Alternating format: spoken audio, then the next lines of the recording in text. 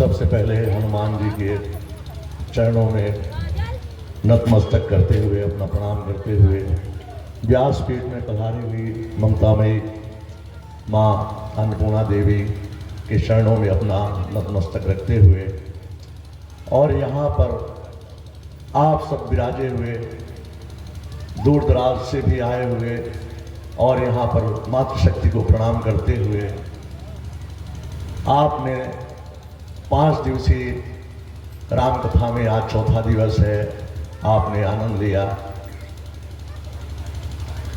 सबसे पहले तो मैं राम कथा की जो आपने कथाएं सुनी, राम क्या है वो मैं आपको बताना चाहूँगा कि एक राम वो है जिस राम का हम नाम लेते हैं, संबोधन है।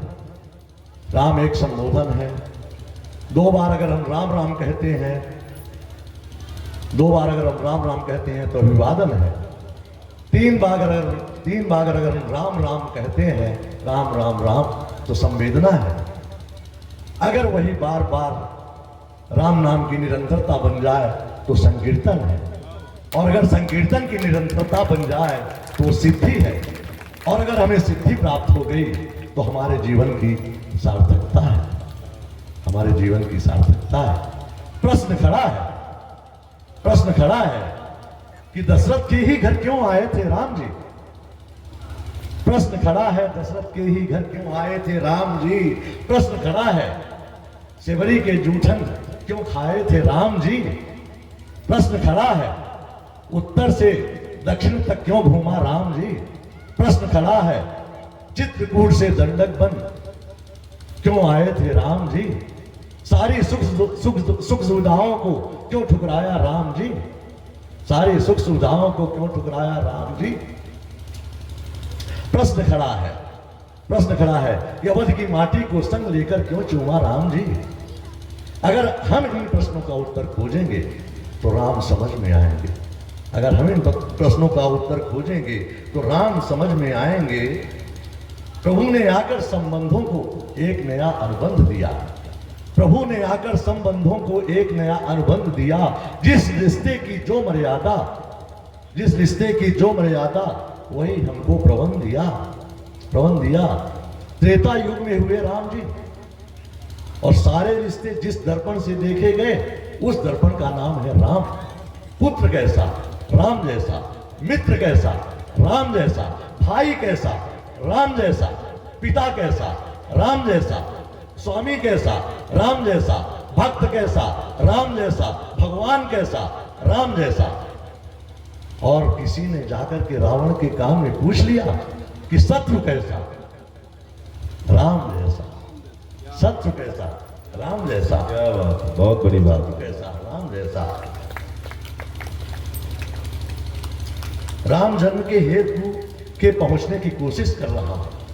राम जन्म के हेतु को पहुंचने की कोशिश कर रहा हूं कि प्रभु ने आकर संबंधों को एक नया अनुबंध दिया। जिस रिश्ते की जो मर्यादा उसको वही प्रबंध दिया। क्या आशय इतना कि रावण को यमलोक उन्हें पहुंचाना था। क्या आशय इतना कि रावण को यमलोक उन्हें पहुंचाना था। राम जन्म के हेतु पहुंचने की कोशिश कर रहा हूं। बाबा गोस्वामी तुलसीदास ने लिखा है कि राम जन्म के हेतु ने कहा परम विचित्र एक ते एका। हरि अवतार हेतु जे होई इद मिथ्यम जान न कोई। हरि अवतार हेतु जे होई इद मिथ्यम जान न कोई। नाना भांत राम अवतारा, रामायण सतकोट अपारा। हजारों रामायणें लिखी गई, हजारों कारण बताए गए, पर प्रभु के जन्म का मूल कारण क्या था वो आज मुझसे सुनिएगा। प्रभु ने आकर संबंधों को एक नया अनुबंध दिया। जिस रिश्ते की जो मर्यादा उसको यही प्रबंध दिया। क्या आशय इतना कि रावण को यमलोक उन्हें पहुंचाना था, या भक्तों को दिया हुआ कोई वचन उन्हें निभाना था। पर भक्तों की झोली तो वो पल भर में भर सकते थे, और सीधे लंका जाकर रावण वध कर सकते थे। हिरण्यकश्यप को मारना था तो 1 मिनट में खंभे से प्रकट हुए और मारे और चले गए। हिरण्यकश्यप को मारना था, 1 मिनट में खंभे से प्रकट हुए और चले गए। पर भक्तों की झोली तो वो पल भर में भर सकते थे, और सीधे लंका जाकर रावण वध कर सकते थे। अब मैं आप सब लोगों की दाद चाहूंगा और तालियां चाहूंगा। पर भाता है प्रभु को जो वो करके हमें दिखलाना था, क्योंकि राम को थोड़ा सा हमको भी राम बनाना था, क्योंकि राम को थोड़ा सा हमको भी राम बनाना था, क्योंकि राम को थोड़ा सा हमको भी राम बनाना था। तो हम लोग ये राम कथा सुन करके माता जी की और रामचरित अगर अपने जीवन में उतार लें तो हमारा जीवन धन्य हो जाए। कहते हैं कि तात मिले पुण्य मात मिले सुख प्रात मिले जुगदी सुखदाई, राज मिले गजबाज मिले मनवांचित पाई, लोक मिले परलोक मिले विधि लोक मिले बैकुंठ जाई, सुंदर और मिले सबही सुख संत समागम दुर्लभ भाई, सुंदर और मिले सबही सुख संत समागम दुर्लभ भाई। ऐसे संतों का समागम तो बड़े दुर्लभ है और बड़ा दुर्लभ से मिलता है। वो तो हमारे यशस्वी तिवारी जी की कुछ प्रेरणा और कुछ माता जी का आशीर्वाद और आप सब लोगों का स्नेह माता जी को, प्रभु जी का आशीर्वाद मेरे ऊपर यहाँ तक माता जी को खींच लाया, वरना मेरी कोई औकात नहीं थी।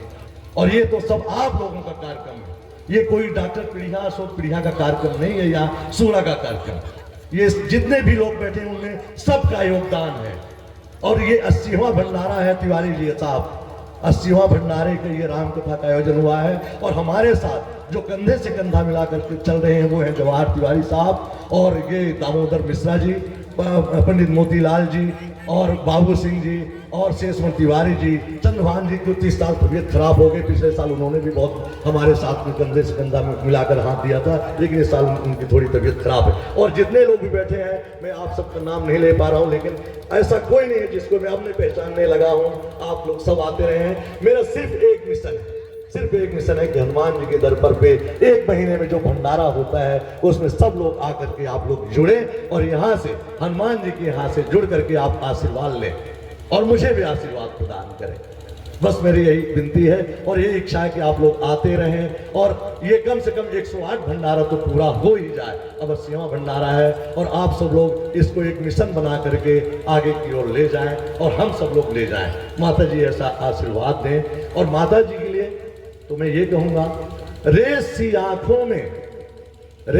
आंखों में ख्वाब सजाकर बैठे हैं, नाग खनी के बीच गुलाबों को महकाकर बैठे हैं। सूरा हनुमान जी के प्रांगण में राम कथा सुनने बैठे तो दिल ने ये महसूस किया, माता जी की छांव में राम कथा सुनने बैठे तो दिल ने ये महसूस किया कि जैसे हम संगम के तट पर कुंभ नहाकर बैठे हैं, जैसे हम संगम के तट पर महाकुंभ नहाकर बैठे हैं। तो बस मैंने आप सबको बहुत समय लिया और इसके लिए मैं क्षमा चाहता हूँ।